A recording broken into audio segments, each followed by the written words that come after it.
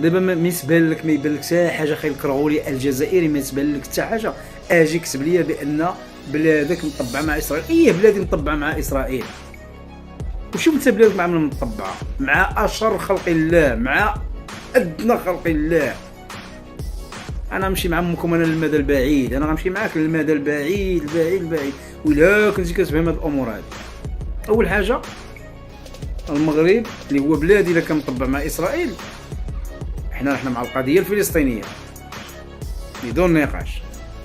الا كنا مطبعين مع اسرائيل، اسرائيل ما كديرش هادشي اللي كديروا نتوما معاها. يعني كدوله اسلاميه، هادو اسرائيل راه ما كيأذيوش المغاربه. اسرائيل عقلوا على الخير، اسرائيل عقلوا على بزاف ديال الحوايج مع المغرب. عندهم جدودهم مدفونين في هاد البلاد هادي، وعندهم التقاليد ديالهم مازال كيديروها كيحيوها في هاد البلاد هادي، ولكن ما عمرهم ما جاو واذاو المغرب ولا داروا هادشي اللي كديروا نتوما.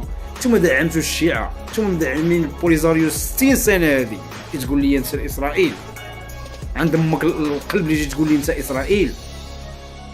60 سنه وانتم دافعين لنا البوليزاريو. هما سقوا لامكم تحت منكم كالقمله. يلا فكوها بعد ما توغلوا لامكم الصحراء ديالكم نتوما.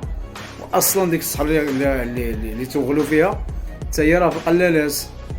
علاش؟ ان ليبيا غادي تطلب الصحراء ديالها، مالي حتى هي غتطلب الصحراء ديالها، تونس حتى هي راه غتطلب الصحراء ديالها، والجهه الفوقانيه ديال البحر الابيض المتوسط راه مريقله مقاده. ما بقات لكم طلع على الموحد الاطلسي اللي كنت كتقلبوا عليها مع موريتانيا، ما بقات لكم طلع على البحر الابيض المتوسط، بقيتو في الوسط. وهذوك اللي غيطالبوا بالصحراء ديالهم. والمهم هادشي خليه مستقبلا، اذا ما عشناش حنا ان شاء الله باذن الله غادي يعيشوا ان شاء الله وليداتنا ان شاء الله، وغادي تكون حاجه اخرى. كتجي وكتقول لي بلادك كتدعم اسرائيل، باش كتدعم اسرائيل؟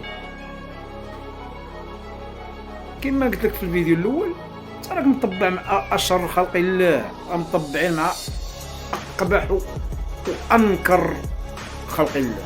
باش تقول لي بلادك مطبع مع اسرائيل؟ قلت لك شد معايا الصقله نضربو بالحجار. سير على الله.